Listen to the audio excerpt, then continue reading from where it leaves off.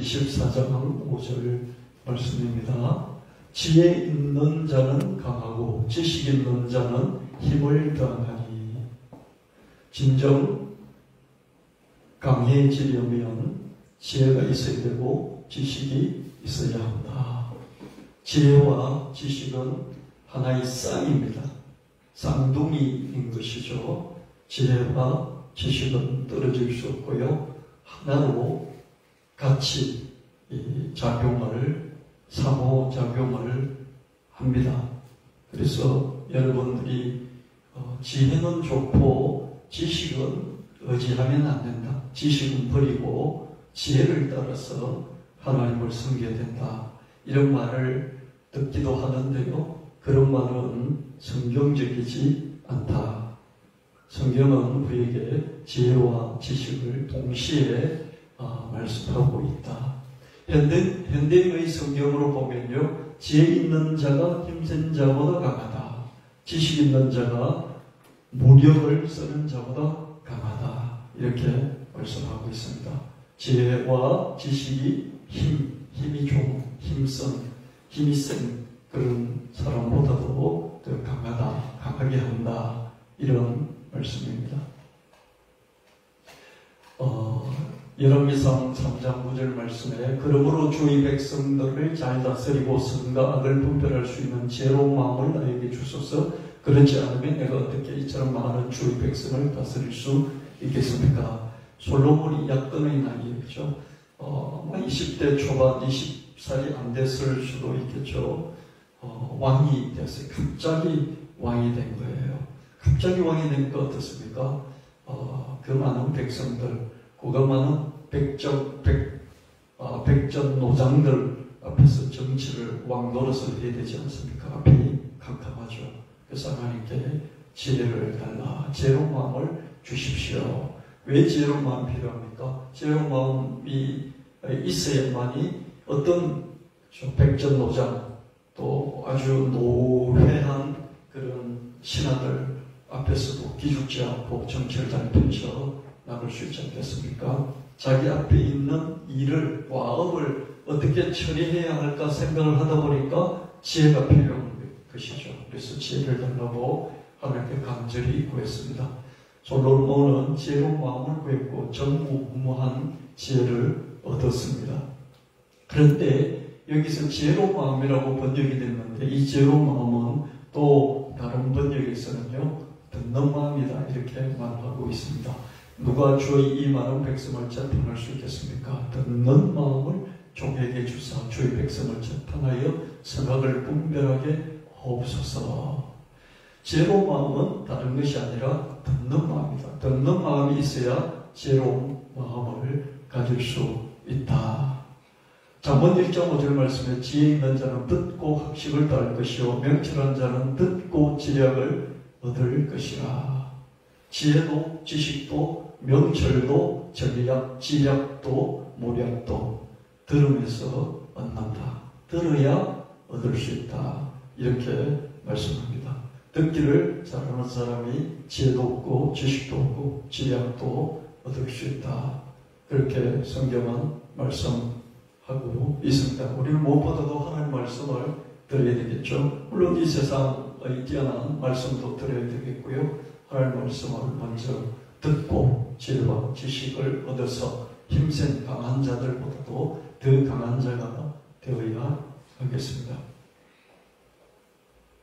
신명기 6장 4절 말씀에 이스라엘아 들으라. 우리 하나님 여호와는 오직 유일한 여호와시니. 하나님은 말씀하시고 저와 여러분은 들어야 된다 이렇게 말씀합니다. 이사야 28장 23절 말씀에 너희는 귀를 기울여 내 목소리를 들으라. 자세히 내 말을 들으라. 들을 뿐만 아니라 자세히 힘을 기울여서 들으라. 이렇게 말씀합니다. 마태복음 13장 9절 말씀에 귀 있는 자는 들으라 하시니라. 예수님은 우리에게 말씀하시고 우리는 들어야 하는 것이죠. 들어야 살 수 있기 때문이죠. 들어야 지혜도 없고 지식도 없고 그래서 강해질 수 있기 때문입니다. 우리가 대화를 해보면요, 대화는 주고받는 것이잖아요. 대화는 이렇게 이야기를 누가 하면 또 듣고 들어서 또 들은 사람이 이야기를 하고 대화는 주고받는, 그죠? 왔다 갔다 하는 소통, 커뮤니케이션이잖아요. 커뮤니케이션은 왔다 갔다 하는 교통. 교통이라는 게 뭡니까? 갈 때도 있고 올 때도 있잖아요. 이게 교통이고, 그죠? 이게 뭡니까? 소통이고, 이게 대화이잖아요. 그죠? 근데 듣지 않고, 그죠? 자기 말만 하고 끝내버리는 사람들이 진짜 힘들어요. 그죠? 이런 분들이 꼭 있어요. 꼭 있어요. 젊은 사람보다는 나이 든 사람이 많이 있죠. 그죠? 그래서 우리가 이렇게 내가 상대방의 말을 듣는지 한번 자기를 살펴야 되고요. 들 뿐만 아니라 나도 말을 하는지 이걸 살펴야 되는 거죠. 피드백 이런 말이 있잖아요. 피드백은 대먹임이잖아요. 대먹임은 뭡니까? 말을 듣고 나도 말을 들어서 먹었으니 내 말을 상대방에게 먹여준다. 이게 대먹임이죠. 그죠? 피드백이라고 합니다. 피드백을 반드시 할 수 있어야 되고요. 또 다른 말로 리액션이라고 그러잖아요. 말로써 나에게 액션을 주었으면 나도 리액션으로 말을 주는 것이죠. 말이든지 표정이든지 손짓이든지 행동이든지 리액션을 하게 되는 것이죠. 하나님 반드시 우리에게 말씀하시고요. 우리는 반드시 그 말씀을 듣고 자세히 듣고 거기에 대해서 리액션을 해야 되는 것이죠. 리액션은 뭡니까? 우리가 하나님께 말을 하는 것이, 기도를 하는 것이, 찬송을 하는 것이죠. 우리가 하나님의 말씀을 듣고 그 말씀 우리 행동 속에서 변화를 통해서 리액션을 하는 것이죠.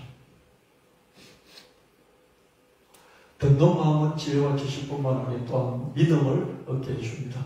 로마서 10장 17절 말씀에 그러므로 믿음은 들음에서 나며 들음은 그리스도의 말씀으로 말미암았느니라. 들어야 좋죠. 하나님의 말씀을, 예수의 말씀을 들어야 예수에 대한 믿음, 예수의 말씀에 대한 믿음을 가질 수 있습니다. 사람과의 관계도 이렇게 말하고 듣고 말하고 듣고 이것들이 계속 있을 때 관계가 계속 유지가 되고 또 더 발전이 되는 것을 볼 수가 있습니다. 여러분, 설교는 일방적으로 하는 거잖아요. 일방적으로 이렇게 선포하는 거.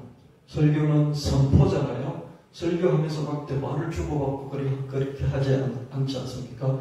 설교는 기본적으로 하나님의 말씀이다 이렇게 정의를 내리기 때문에 하나님의 말씀은 주고받는 게 아니잖아요. 하나님이 말씀하시면 들어야 되잖아요. 그렇죠? 그래서 설교를 선포하고 그렇게 하고요. 교육은 뭡니까? 교육은 이렇게 이야기를 하고 또 듣기도 하고 이게 교육이지 않습니까? 그렇죠? 교육에는 주고받는 이런 게 가능하고 설교는 주고받는 게 아무래도 좀 어렵잖아요. 일방적인 그런 선포입니다.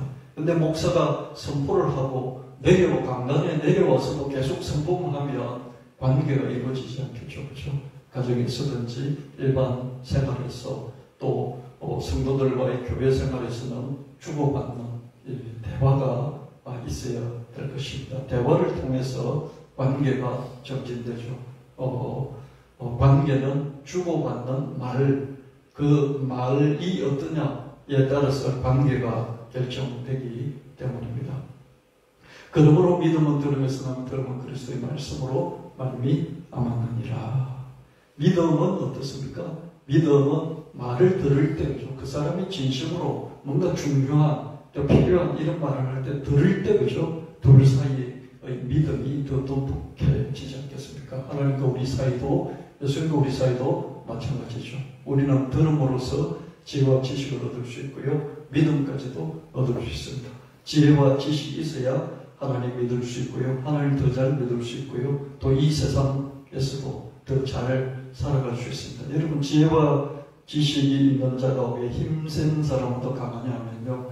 여러분, 돈을 많이 버는 사람이 있고요. 그 번 돈을 쓰는 사람이 있어요. 돈을 많이 버는 사람이 있고요. 그 돈을 이렇게 자기 것으로 계속해서 지켜나가는 사람이 있습니다. 여러분, 돈을 많이 버는 사람이 지혜와 지식이 충만한 사람일까요? 돈을 잘 이렇게 유지, 관리해서 자기가 쓰는 사람이 지혜와 지식이 충만한 사람일까요? 이 세상에 돈을 많이 버는 사람은 있어도요, 돈을 끝까지 지키면서 그걸 자기가 쓰고 쓸 뿐만 아니라 또 후손들에게 잘 물려주는 이런 사람은 의외로 드문 것을 볼 수 있습니다. 그래서 돈을 잘 벌 뿐만 아니라 돈을 또 어떻게 되겠습니까? 잘 유지 관리하고 그걸 자기가 쓰고 또 물려줄 수 있는 그런 지혜와 지식 우리가 가져야 되겠습니다. 지혜와 지식이 있는 자는 그럴 수 있겠죠. 그죠? 또 믿음은 뭡니까? 우리 인간관계를 정말 필요한 그런 관계를 더 정진시켜줄 뿐만 아니라 하나님과 우리 사이에서 믿음을 통해서 제사함을 받고 믿음을 통해서 구원을 받고 믿음을 통해 영생을 받고 믿음을 통해서 하나님을 더 사랑하는 그런 정말 필수적인 것이 믿음이지 않습니까? 그런데 이 믿음은 들음에서 나온다는 것이죠. 우리는 귀로 들을 뿐만 아니라 눈으로 읽어서 듣고 몸으로 익혀서 듣습니다. 여러분 귀로 듣죠, 그렇죠? 귀로 듣죠, 그렇죠? 귀로 들을 뿐만 아니라 이제는 말씀이 기록이 되었어요, 그렇죠? 말씀이 우리 귀로 들렸어요. 누군가 귀로 들었죠. 그것이 전해져 내려오고 전해져 내려오다가 어느 날부터 성경으로 문서로 쓰이기 시작해서 지금은 인쇄돼서 우리에게 모든 사람들 손에 들려지게 됐죠. 그래서 눈으로 읽습니다. 읽으면서 듣는 거죠. 눈으로 읽어서 듣고요. 들은 것을 그래? 그럼 내가 직접 한번 해봐야지 그러면서 몸으로 실제로 경험하잖아요. 체험하잖아요. 몸으로 실천해보잖아요. 그래서 몸으로 익혀서 우리가 또한 듣습니다. 듣는 방식을 귀로 듣는 거로만 한정하지 말고 귀로 듣고 눈으로 보고 듣고 몸으로 익혀서 듣고 이렇게 해서 우리가 지혜와 지식을 얻고 믿음을 얻어 나간다는 것입니다. 귀 공부, 눈 공부, 몸 공부를 해야 하는 것이다. 우리는 성경 전문가의 말씀을 듣고 귀로 듣고 눈으로 읽어서 듣고 몸으로 익혀서 들어서 신앙생활의 발전, 진보를 이뤄나가야 하겠습니다. 여러분이 성경을 읽고 듣고 여러분이 설교를 듣고 여러분의 믿음이 신앙생활이 정진될 수 있습니다. 그렇죠? 근데 여러분의 성경 전문가, 목사의 설교를 들어야 하느냐 하면은요, 여러분들이 충분히 할 수 있는데, 여러분들이 요리까지 다 해서 먹으려고 그러면 시간도 많이 걸리고, 힘도 들고 그러지 않습니까? 그렇죠? 근데 성경 전문가, 특별히 목사라고 한다면은 이 분야에 오랜 시간을 투자해서 더 전문성이 있어서 여러분보다 더 시간을 단축해서 적은 시간으로 더 잘 되어진 요리를 적응해 줄 수 있기 때문에 여러분들이 성경 전문가의 말씀을 들을 필요가 있는 것이죠. 성경 전문가는 예수님이 아니에요. 성경 전문가는 하나님이 아니에요. 그런데 하나님은 저기 계신데 성경 전문가는 여러분보다 한 발자국 내지는 두 발자국 앞서가 있어요. 여러분 모르는 길을 갈 때 성경 전문가도 가보지 않았어요. 하나님께 간 적이 없어요. 간 적이 없지만 그래도 여러분보다는 한 발 두 발 앞서 있지 않죠. 그래서 그 앞서간 발걸음을 보면서 따라가는 거예요. 제가 여러분보다도 두 발자국, 세 발자국 앞서가 있으면은 제 발자국을 보고 여러분들이 하나님 만나는 산으로 향해서 정상을 향해서 계속 올라가는 것이죠.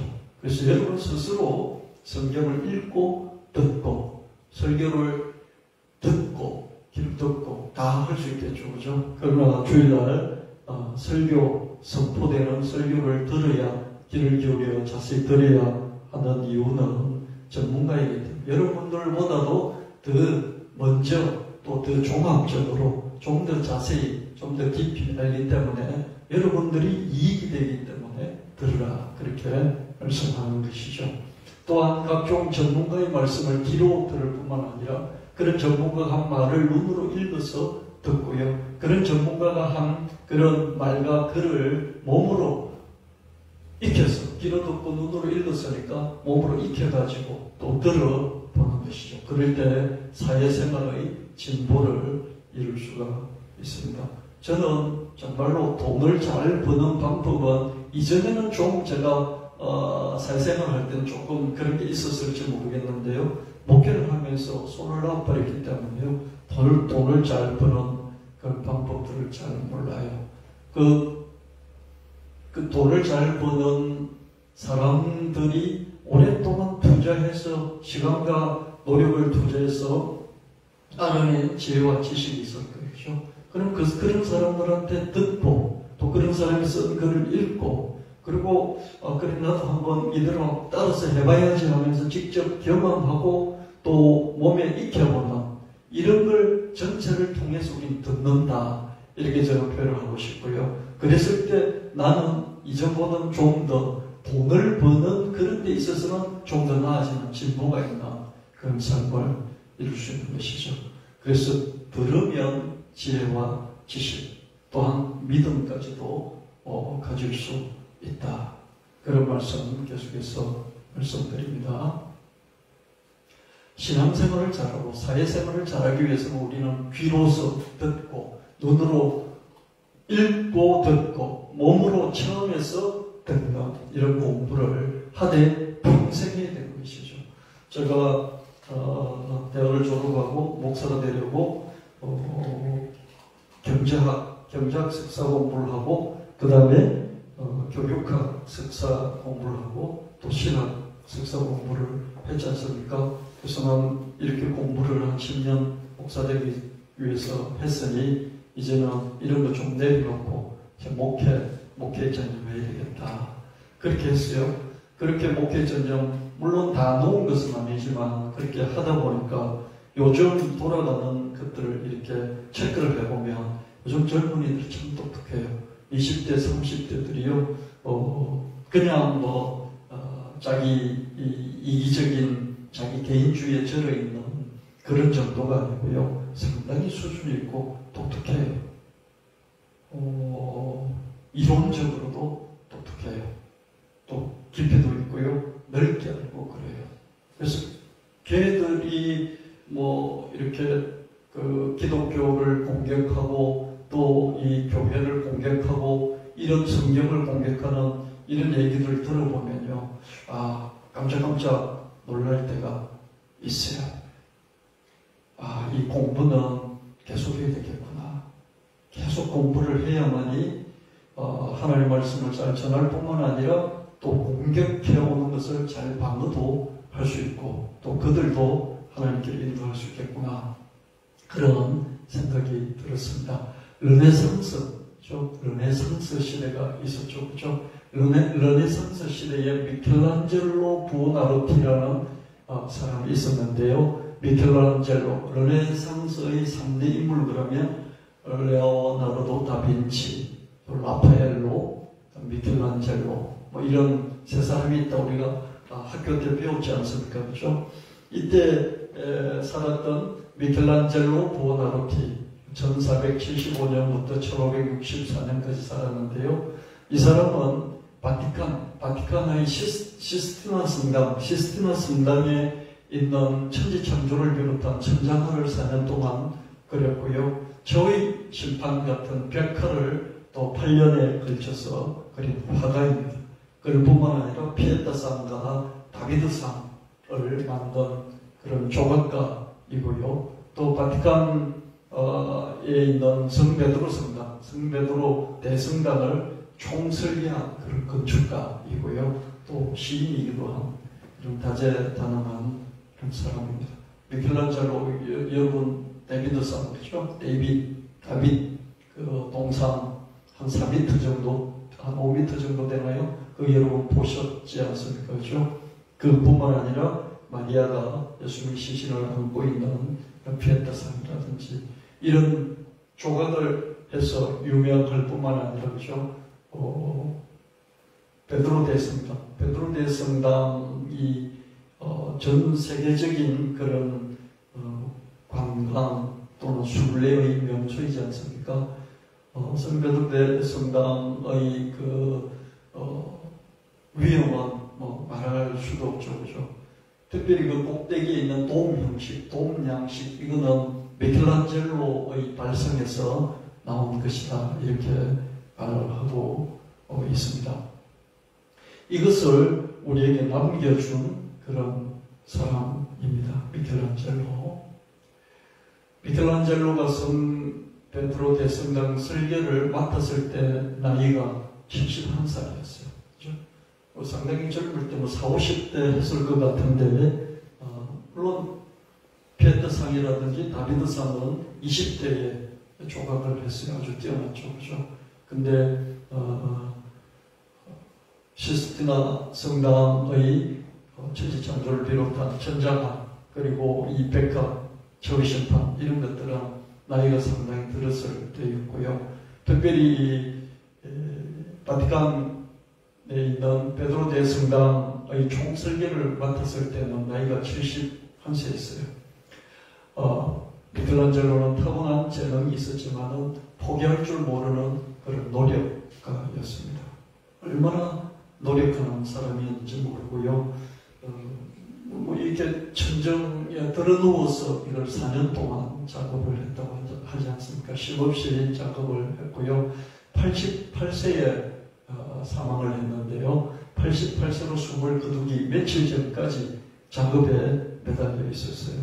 나이가 드니까 눈이 멀잖아요. 그러니까 이렇게 그냥 자기가 조각하니까 이 대리석을 만져는 촉각에 의해서 대리석 작품, 마지막으로 했던 작품이 피에타인데요. 또 피에타를 여러 개 피에타를 만드는데 마지막 만든 피에타는 미완의 피에타라고 좀 만들다가 말았습니다. 그렇게 마지막까지 피에타상을 자기 촉각에 의해서 만들 정도로 이 양반은 타고난 재능을 넘어서 포기할 줄 모르는 그런 노력가였습니다. 시스티나 경당, 이 성당이라고 하는데 주로 경당, 여기에 콘클라베 있죠. 교황이 없으면 주민들이 모여서 교황을 뽑는 그런 제도가 있지 않습니까? 그 식을, 콘클라베를 여기 시스티나 경당, 성베드로 대성당에서 하는 게 아니라 이 시스티나 경당에서 했습니다. 이 천장을 완성한 후에 87세였던 미켈란젤로가 스케치북에 천장을 다 이렇게 완성하고 나서 스케치북에 글귀를 하나 적었어요. 그 글귀가 지금도 널리 회자되고 있습니다. 어떤 글귀냐면 앙포라 임파로, 앙포라는 앙포는 다시 한 번 더, 아직 여전히 이런 뜻이잖아요. 그리고 임파로는 배운다 이런 뜻입니다. 앙코라 임파로, I am still learning. 난 아직도 배우고 있어. 이 말을 했다고 합니다. 이런 자세로 재능이 정말 타고났죠. 미켈란젤로는요 20대 때 이미 두각을 나타내서 그 당대 최고가는 그런 조각가였습니다. 미켈란젤로의 천장화라든지 벽화가 정말 유명하지만 주 전공은 그림이 아니고요. 주 전공은 조각이었습니다. 근데 조각을 너무 잘하다 보니까요. 조각을 너무 잘하기 위해서 미켈란젤로가 한 게 뭐냐면요. 인체, 사람 몸 연구를 오랫동안 했습니다. 그래서 미켈란젤로의 조각품을 보면 힘줄, 사람의 힘줄, 근육, 핏줄 이런 것들이 적나라하게 나타나 있고요. 자기가 그렇게 인체 연구를 한 그 힘줄, 핏줄, 근육의 움직임 이런 것들을 적나라하게 조각에 드러나게 하기 위해서 그 당시에죠. 그 신성함 그 바티칸 그 거룩한 곳에 자기가 조각할 때는 거의 대부분 알몸으로 그죠. 알몸으로 데이비스상 이런 걸 보면 완전히 알몸입니다. 그냥 성기까지 그대로 드러내서 알몸으로 조각한 것을 볼 수 있어요. 그 조각이 그대로 어떻습니까? 그대로 그림에 반영이 되었어요. 미켈란젤로의 그림을 보면 그냥 조각품 같은 살아있는 조각품 같은 그런 느낌이 있답니다. 이렇게 평생 공부를 그냥 그림을 잘 그린 것이 아니에요. 그림 그러면 라파엘로거든요. 당대에 거기 또 바티칸시에 남아있는 게 아테네 학당이라고요. 거기 라파엘로가 그린 그림이 웅장하게 남아있습니다. 근데 라파엘로가 어떤 뭐 좀 기술적인 그런 것이 좀 더 돋보인다면 미켈란젤로는 이 근육질의 사람을 적나라하게 표현을 했는데요. 그렇게 하기 위해서 엄청나게 깊이 사람의 인체를 연구를 했다는 것이죠. 그래서 그 연구한 인체를 그대로 자기의 작품에 반영한 걸 볼 수가 있습니다. 미켈란젤로는 경쟁자들이죠. 레오나르도 다빈치도 먼저 죽었어요. 라파엘로도 먼저 죽었어요. 자기를 시기하고 질투했던 브라만테가 있으면 브라만테도 먼저 죽었어요. 미켈란젤로는 조각을 잘했지 그림을 그렇게 탁월하게 A급으로 가장 뛰어났던 그런 사람은 아니었어요. 근데 브라만테가 시기 질투가 있어서 그냥 묶어두려고 미켈란젤로의 손을 묶어두려고 미켈란젤로에게 시스티나 경담의 천정화를 그림을 그리도록 그렇게 압박을 넣어가지고 그림을 그리게 했습니다. 근데 그렇게 시기 질투해서 거기에 손을 묶어두려고 하지 않았다면 어떻게 했겠습니까? 그럼 4년에 걸치는 시스티나 성당의 천장화도 나오지 않았고요. 또 저의 심판 백화도 8년 만에 그린 그 백화도 나오지 않았겠죠. 그죠? 그래서 우리는 미켈란젤로의 지금까지 전해져 내려오는 그림, 조각상들은 우리가 볼 수 있었지만 그림은 볼 수 없을지도 몰랐는데 그게 그렇게 해서 남았던 것을 볼 수 있습니다. 그래서 이런 걸 보면 하나님과 협력하여서 모든 것을 선을 이루시지 않나 그런 생각이 듭니다. 우리가 알거니와 하나님을 사랑하는 자, 곧 그 뜻대로 부르심을 입은 자들에게는 모든 것이 협력하여 선을 이루느니라. 아멘. 지금 현재는 안 좋은 방향으로 흘러가는 것 같지만 하나님 그것까지도 협력하여서 the good something good, 좋은 것으로 만들어 주신다. 그렇게 우리는 믿을 수 있어야 하겠습니다.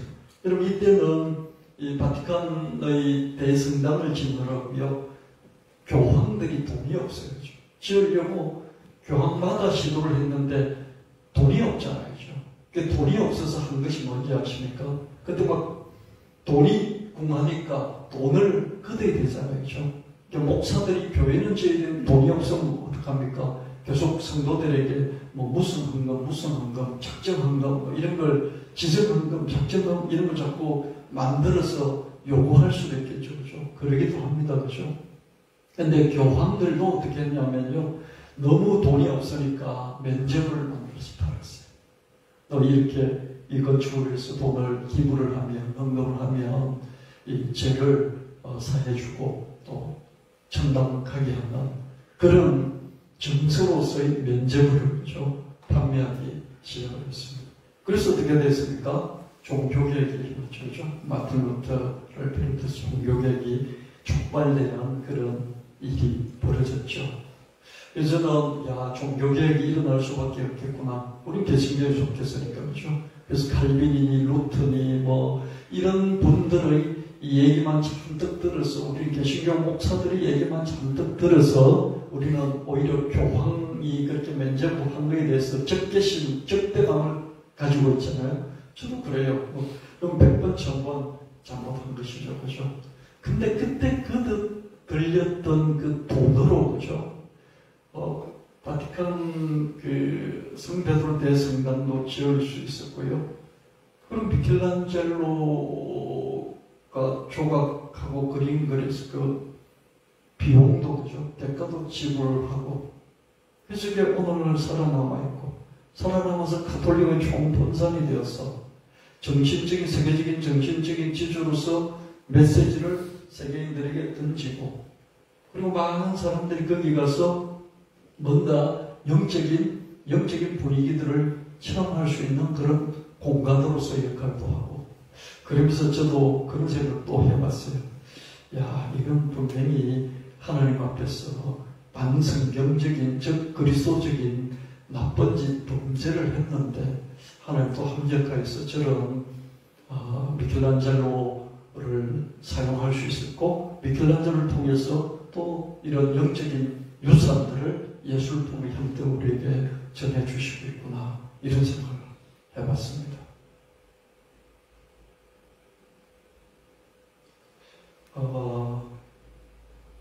여러분들도 그렇게 한번 생각해보면 어떨까 싶긴 합니다. 그렇죠? 면제부 때문에 엉망진창이 됐고, 가톨릭은 막 흔들려서 거의 망할 지경 같잖아요. 그렇죠? 근데 바티칸이 저렇게 건축이 되고, 미켈란젤로라는 탁월한, 정말 하나님이 냈다고 밖에 할 수 없는 저는 천재적인 화가, 그러면서 끊임없는 노력가, 작품 하나를 만드는데 그냥 4년 투자하고, 작품 하나 만드는데 그냥 8년 투자하고, 그게 당연한 그런 노력가이자 천재인 미켈란젤로를 통해서 모든 것을 합력해서 우리에게, 후대에게 좀 유산을 주신 게 아닌가, 이런 생각이 들었습니다. 여러분, 왜 평생 배워야 합니까? 노인일수록 왜 더 배워야 합니까? 우리 뇌는 대략 신경세포가 한 1000개 정도 있고요. 신경세포를 연결시키는 이 연결점이 시냅스라고 하는 이 연결점이 100조 정도가 있습니다. 그러니까 우리 뇌가 엄청난 거죠. 그렇죠? 하나님이 신경세포 정보를 전달, 그 안에 단백질도 만들고요, 호르몬도 만들고요, 신경전달 물질도 만드는 신경세포. 저와 여러분이 모든 작용, 작동, 움직이고 하는 모든 것들이 가능한 게 우리 신경세포가 만들어내는 단백질, 신경세포가 만드는 신경전달 물질, 신경전달 물질 여러분 잘 아는 세로토닌, 도파민, 뭐 이런 것들 있잖아요. 그죠? 이런 것들을 만들어내는 이 신경세포, 그리고 각종 호르몬 만들어내죠. 이거 없으면 우리가 살 수 없잖아요. 이걸 100억, 1000억 개나 주셨다. 이런 세포를 1000억 개를 우리 내 안에 주셨고요. 그리고 이 세포들을 연결시켜주는 접점들이, 이 접점을 한 100조 개 정도 주셨다는 거예요. 그래서 저와 여러분이 뇌작용을 통해서 듣기도 하고, 그래서 지혜와 지식을 얻고, 믿음을 얻고, 그렇게 하죠.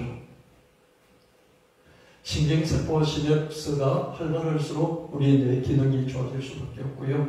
대체로 성인의 뇌세포, 성인을 할 것도 없고, 뭐 아이 한 초등학교 들어가고, 뭐 중학교 이렇게 되면 어떻습니까? 더 이상 뇌세포, 신경세포는 더 이상 새로 생성되지 않는다고 합니다. 대체로 그렇다는 것이죠. 생성되는 부분도 있긴 한데 대체로 생성되지 않고요. 나이가 들수록 뇌세포는 쪼그라들 수밖에 없고요. 뇌질환, 중풍이라든지 뇌경색 이렇게 걸리면 어떻습니까? 내가 이렇게 그 분야가 파괴가 되어버리죠. 그죠? 그런데 학습하면, 공부를 하면 뇌 기능이 활성화됩니다. 학습을 계속하면요, 죽어있는, 뇌세포가 전체가 있으면 어느 한 부분이 죽잖아요. 죽어있는 이 부분은 죽었지만, 영원히 활성화되지 않아요. 죽은 부분은요. 죽어버렸기 때문에 재생이 불가능해요. 근데 그 옆에 있는 다른 뇌세포, 다른 분야가 죽은 이 뇌세포가 갖고 있는 그 기능을 조금씩 재조직해서 활성화해 나간다는 겁니다.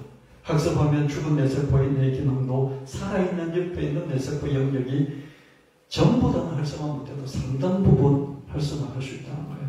그래서 우리가 공부를 해야 된다, 이런 얘기고요. 뇌피질, 이런 뇌 바깥에 있는 이 뇌의 조직이 있지 않습니까? 이 뇌피질이 이런 뇌 기능, 뇌마다 뭐 대뇌가 있고 소뇌가 있고 뭐 중뇌가 있고 밑에 뭐 많은 바른뇌가 있고 뭐 이렇게 있지 않습니까? 그 뇌마다 역할이 다, 기능이 다 다르잖아요. 근데 이 뇌피질이 각 뇌 기능을 재조직화할 수 있는 이런 유연성이 있다. 이걸 어려운 말로 가소성이라고 그러는데, 가소성은 뭐냐면요, 플라스틱이 보면 플라스틱 가지고 너무 많은 재료들을 만들 수 있잖아요. 너무 많은 재료들을 만들기 전에 플라스틱이 어떤 겁니까? 반액체잖아요. 그렇죠? 반액체 같은 플라스틱 가지고 만들고 싶은 모든 것들을 만들어내죠. 그렇죠? 이런 것들을 가소성이라고 해요. 가소성이라는 말을 써요. 가소성이란 이 말은 다른 말로 그냥 유연성, 유연한 탄력성 이 정도 번역할 수 있을 것 같습니다. 우리 뇌가 유연하게 탄력적으로 움직이기 때문에 한 부분의 뇌가 죽었어요. 중풍 맞아서 뇌경색이 걸려서 죽었어요. 그럼 어떻게 됩니까? 그 옆에 있는 부위들이 다시 재조직, 유연하게 탄력적으로 재조직을 해가지고 죽은 그 부분의 기능을 상당 부분 다시 가질 수 있다는 겁니다. 그래서 우리가 학습하되 행동의 변화를 일으킬 수 있을 만큼 좀 세게, 그러면서 좀 오래 학습을 한다면 죽은 뇌 기능의 일부분도 회복될 수 있습니다. 그래서 우리가 중풍 걸린 사람들이 재활원이 있어 재활 치료를 하잖아요. 그렇죠? 뭐 손도 들어보고 팔도 들어보고 다리도 움직여보고 이렇게 하잖아요. 이게 뭡니까? 이게 뇌에, 뇌는 보통 어떻습니까? 뇌에서 밑으로, 아래로 명령을 내려요.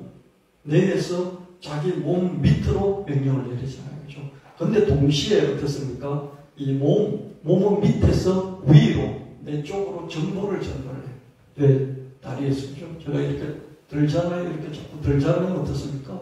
이 제가 드는 이 정보를 뇌 쪽에 입력을 시켜주죠. 그래서 뇌는 어떻습니까? 명령을 하달하기도 하지만은 몸의 각, 신체의 각 부위로부터 정보를, 감각 정보를 받아서 이렇게 위로 올라오는 정보를 받아들이죠. 그렇죠? 그래서 내가 몸의 정보를 받아들여서 재조직하고 재활성화할 수 있다는 것이야. 그래서 우리가 몸을 움직여줘야 되죠. 그렇죠? 내 몸을 움직여주는 방법이 두 가지. 하나는 학습, 공부를 자꾸 해가지고 뇌에 정보를 입력시켜주고요. 또 하나는 몸을 움직이는 운동을 통해서. 그렇죠? 몸을 움직이되 뭔가 프로그램에 따라서 하는 것은 뭡니까? 운동도 공부를 해서 운동하는 것은 뭐 이렇게 뭐죠?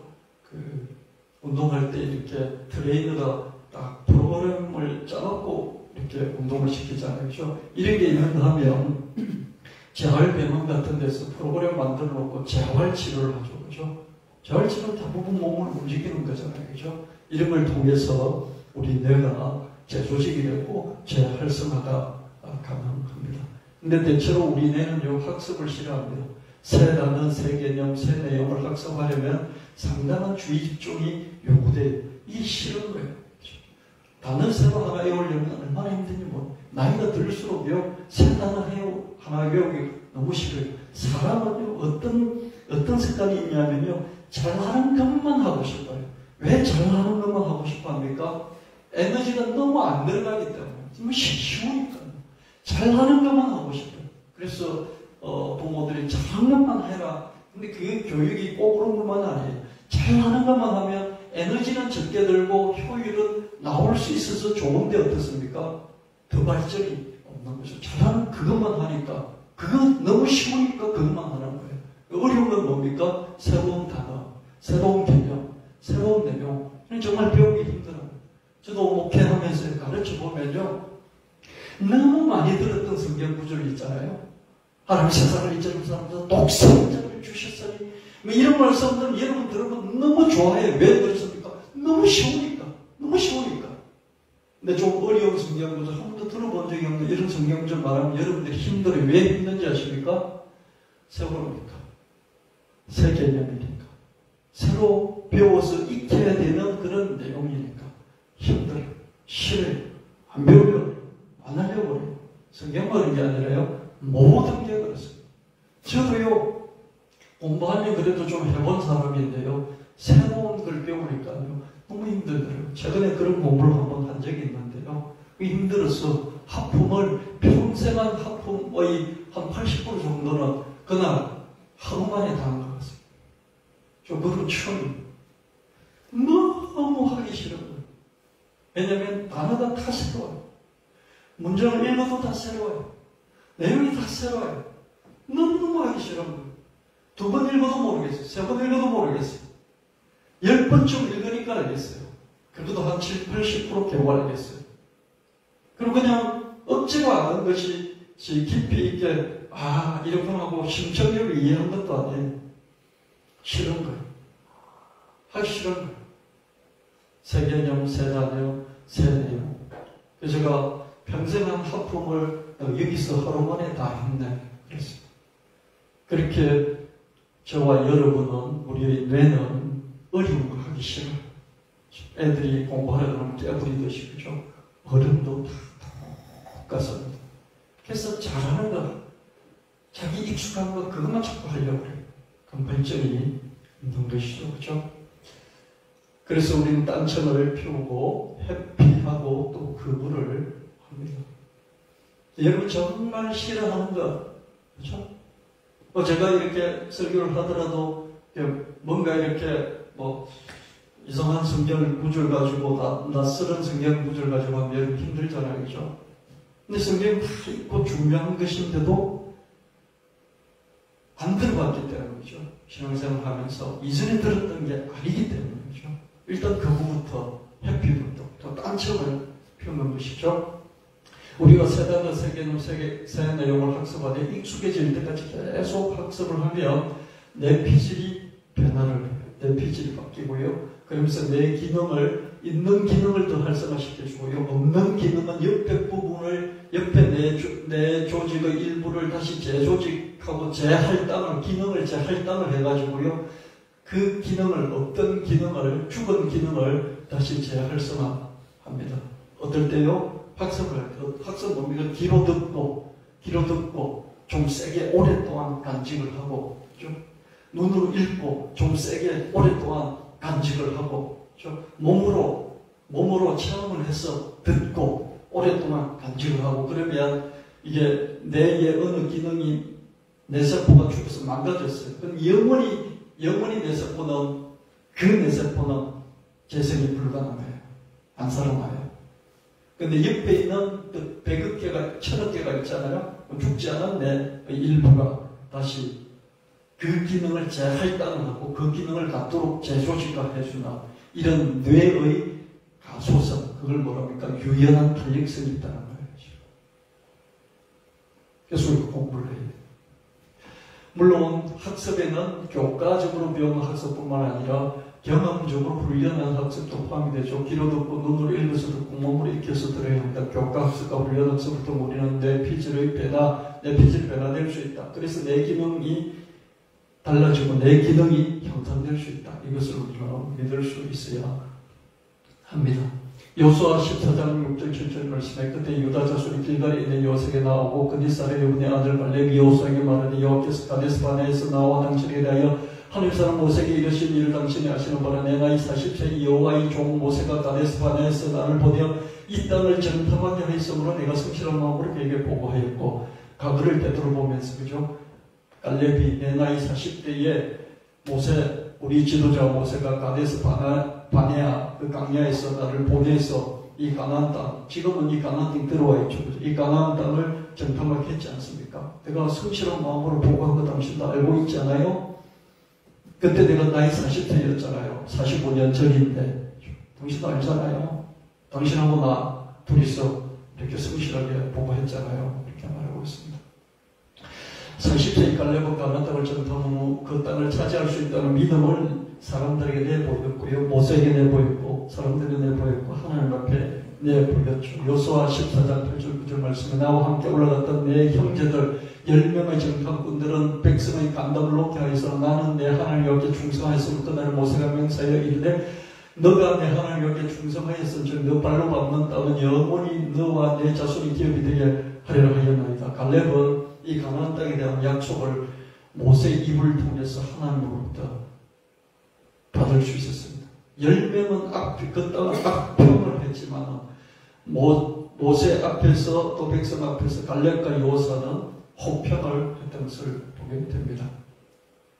여호수아 14장 10절 11절 말씀 이제 보소서 여호와께서 이 말씀 모세에게 이르신 대로부터 이스라엘이 광야에서 방황한 이 45년 동안 여호와께서 말씀하신 대로 나를 생각하게 하셨나이다. 오늘 내가 85세인데 모세가 나를 보낸 날과 같이 오늘도 내가 여전히 강건하니 내 힘이 그때는 지금을 같아 싸움에나 출에 감당할 수 있으니 45년 동안 광야 생활 나도 했다.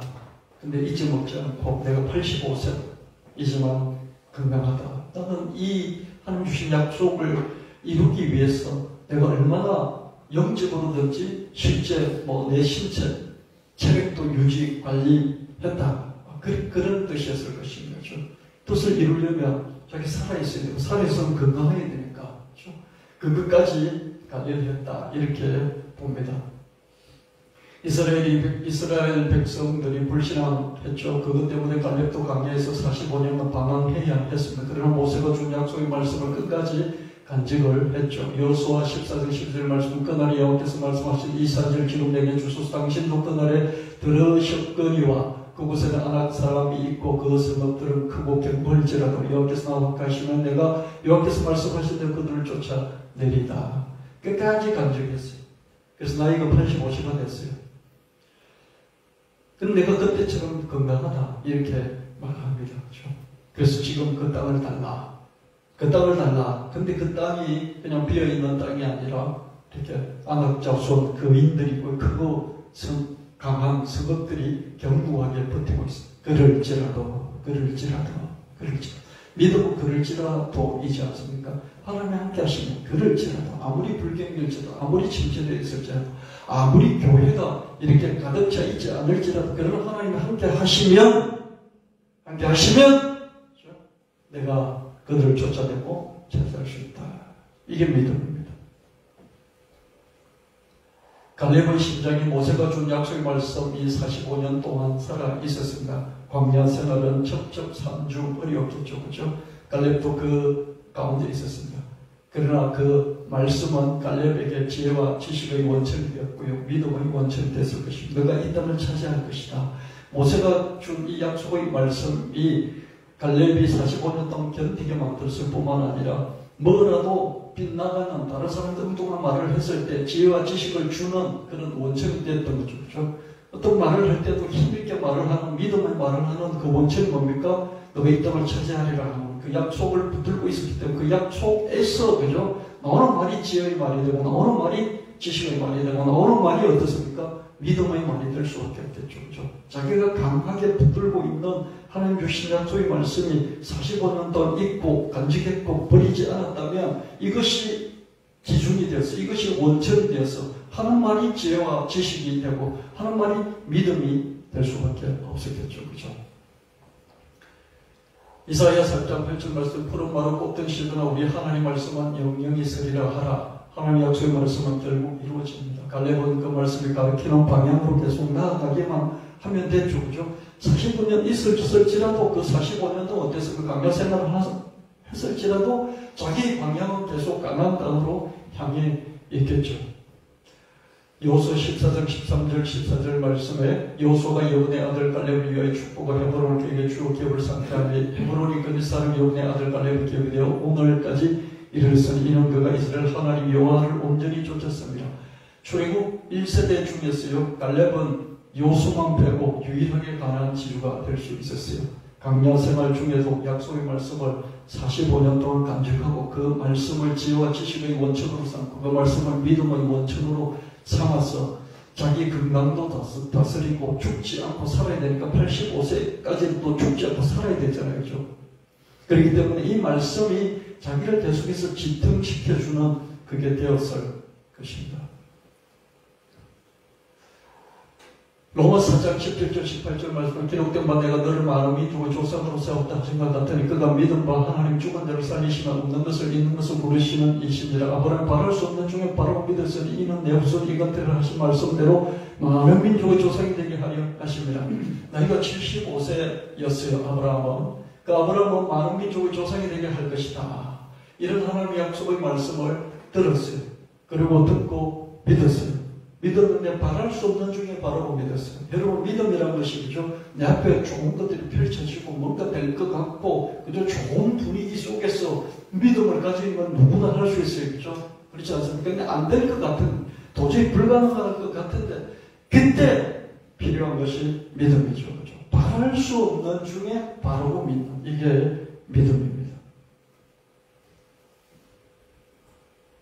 로마 4장 19절 21절 말씀, 그가 100세가 되어 자기 몸이 죽은 것 같고 사라의 배가 죽은 것 같음을 알고도 믿음이 약해지지 아니하고 믿음이 없어 하나님의 약속을 의심하지 않고 믿음으로 견고해져서 하나님께 영광을 돌리며 약속하신 것을 또한 능히 이루실 줄을 확신하였으니 아브라함은 죽은 자를 살리시고 없는 것을 있는 것으로 부르시는 그런 하나님을 믿었고, 하나님이 이같이 너가 많은 민족의 조상이 되게 할 것이다 하는 이 하나님의 말씀을 붙들고 믿었습니다.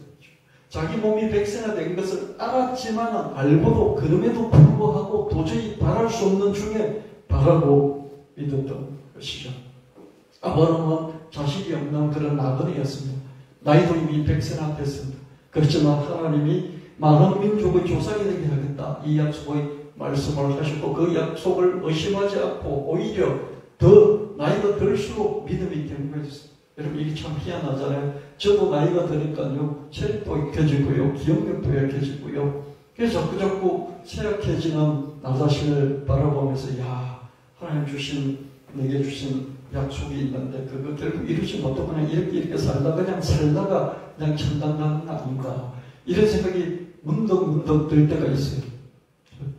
하나님 내게 이 약속을 주셨는데 이거 이루지 못하고 이렇게 나이 들고 힘도 없어지고, 그렇다고 뭐 벌어놓은 돈이 많이 있는 것도 아니고, 그럼 이러다가 그냥 살다가 약속만 받고 이루지 못하고 그냥 끝나는 거 아닌가, 이런 생각이 문득 들 때가 있어요. 그러나 아브라함은 어땠습니까? 의심하지 않았고 100세지만 75세 때 아들 줄 것이라는 그 약속, 100세가 됐지만 의심하지 않았고 오히려 더 믿음이 견고해졌고 는 이룰지를 확신했다.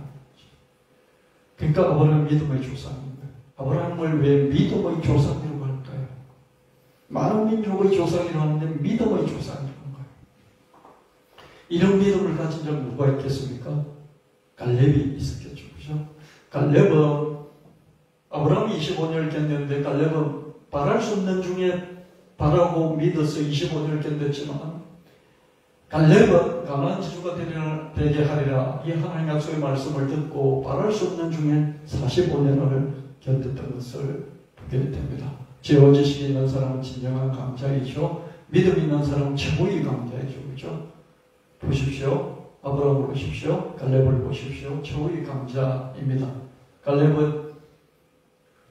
아브라함은 믿음의 조상이 됐고요. 갈렙은 유일한 가나안 지주가 될 수 있었습니다. 지혜와 지식도 믿음도 들음으로써 얻게 됩니다. 하나님의 말씀을 듣고요. 귀로 듣고 눈으로 읽어서 듣고요. 몸으로 체험해서 몸으로 훈련해서 우리가 들어야 합니다. 하나님의 말씀뿐만 아니라 각종 전문가의 말씀을 귀로 듣고요. 눈으로 읽어서 듣고요. 몸으로 익혀서 들어야 합니다. 듣지 않고서는 발전이 있을 수가 없어요.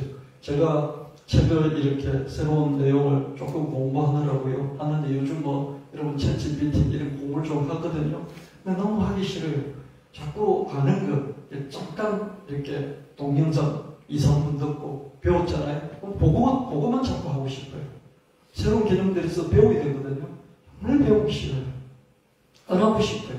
할 줄 아는 것만 자꾸 하고 싶고요. 이미 익숙해져서 이게 우리 폰을 보면 뉴스들이 쭉 나오잖아요. 뉴스만 이렇게 쭉 나오잖아요. 그럼 이미 요리가 되어 있는 그런 것만 보고 싶어요. 새로 내가 요리를 해서 막 노력을 해서 하는 거 안 하고 싶어요. 학습하기 싫은 거죠. 여러분도 그럴 겁니다. 그래서 귀로 듣고 눈으로 읽고 그리고 몸으로 익혀서 이것 전부 다 학습이에요. 몸이 나빠지면 재활훈련 하지 않습니까? 재활훈련이 학습이, 몸으로 하는 학습이. 의사가 이렇게 하시오, 저렇게 하시오, 치료사가 이렇게 하시오, 저렇게 하시오 하는 것을 그걸 몸으로 배워나가는 거예요. 그럴 때 내 기능이 바뀌는 거죠. 그래서 우리가 학습하면 내 피질의 변화가 일어나고 내 기능이 발전을 이룬다. 이것을 믿고요. 귀로, 눈으로, 몸으로 공부를 하되 좀 세게 해야 됩니다. 공부를 하되 좀 오래 해야 됩니다. 그래야 변화가 일어날 수 있습니다. 기도하겠습니다. 주님 고맙습니다. 지혜와 지식을 얻기를 우리가 원하지만 그냥 하나님이 우리에게 그냥 던져주시기만 기다리는 게 아닌지 우리가 또 한번 자신을 되돌아봅니다. 여러분, 우리가 하나님 앞에서 노력해야 되는 노력을, 학습의 노력을 더 많이 한 게 아닌가 생각하며 하나님 말씀을 귀 기울여 듣고 학습할 뿐만 아니라 실제로 몸으로 체험해서 학습해 나가는 우리가 되게 하시고, 하나님 말씀뿐만 아니라 세상 살아가는데 필요한 전문가들의 말씀을 또 잘 듣고 우리의 뇌가 변화되고 우리 삶이 변화되는 그런 복된 우리 성도들 한 사람 한 사람 되게 하여 주시옵소서. 그리고 없이 예수님 이름으로 간절히 구하옵나이다. 아멘. 찬송 부르시겠습니다.